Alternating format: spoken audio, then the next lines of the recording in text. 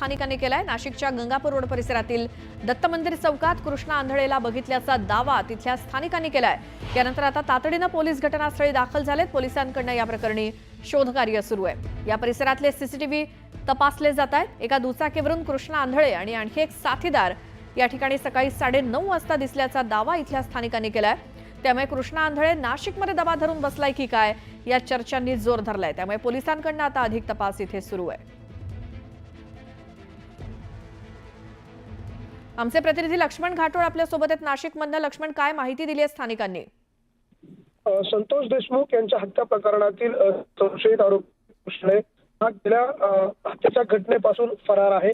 या प्रकरणातले इतर आरोपी पोलिसांनी अटक केलेले आहे। मात्र कृष्णा आंधळे जो आहे तो फरार आहे। यापूर्वी देखील कृष्णा आंधळे नाशिक रोड परिसरामध्ये दिसल्याची चर्चा झाली होती। त्यावेळेला देखील नाशिक पोलिसांनी या सगळ्या प्रकरणाचा तपास केला होता। आता पुन्हा एकदा नाशिकच्या गंगापूर रोड परिसरामध्ये असलेल्या दत्त मंदिर परिसरामध्ये कृष्णा आंधळे दिसला। तो मंदिरामध्ये आला आणि मंदिरामध्ये आल्यानंतर त्याने दर्शन देखील घेतलं आणि ज्या वेळेला त्याने मास्क खाली केला त्यावेळेला तो कृष्णा आंधळेच होता, अशा प्रकारचा दावा काही प्रत्यक्षदर्शींनी त्या ठिकाणी केलेला आहे। आणि या सगळ्या प्रकरणानंतर स्थानिकांनी नाशिक पोलिसांना या प्रकरणातली माहिती दिली आणि नाशिक पोलीस जे आहेत ते आता घटनास्थळी दाखल झालेले आहेत। त्यांच्याकडनं ज्या गंगापूर रोड परिसरामध्ये कृष्णा आंधळे दिसला, ज्या मंदिराच्या परिसरामध्ये तो आल्याचा दावा स्थानिकांनी केलेला आहे, त्या संपूर्ण परिसरातले 1 किलोमीटरच्या परिसरामधले सीसीटीव्ही जे आहे ते पोलिसांकडनं तपासले जात आहे। जवळपास 12 टीम जे आहे त्या पोलिसांनी नाशिक शहर पोलिसांनी तयार केलेला आहे आणि या 12 टीम ज्या ज्या भागातून हा कृष्णा आंधळे जाऊ शकतो किंवा ज्या पॉइंटवरती तो दिसलेला आहे त्याच्या आजूबाजूला येणारे जे सगळे रस्ते आहेत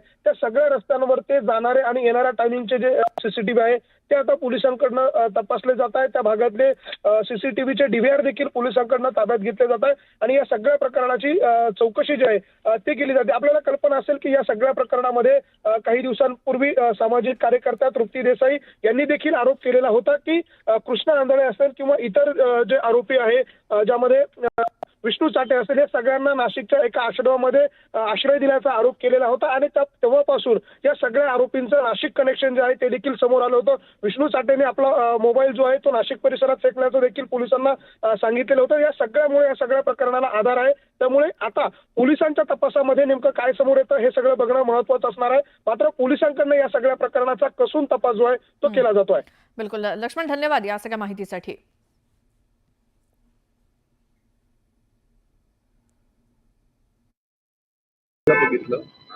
सकाळी 9:30च्या दरम्यान जेव्हा घरून मी निघालो, आनंद हाईट तिथं मी राहतो, दर्शनाला दत्त मंदिरापाशी जेव्हा येतो मी किंवा सकाळी रोज येतो, संध्याकाळी सकाळी रोज गर्दी असती, ज्येष्ठ नागरिक पण लोक असतात।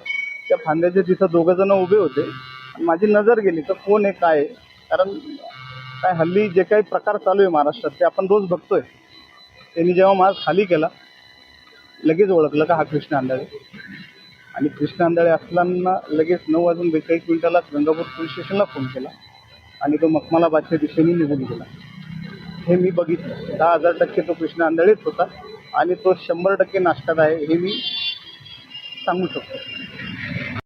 कुणाला बघितलं?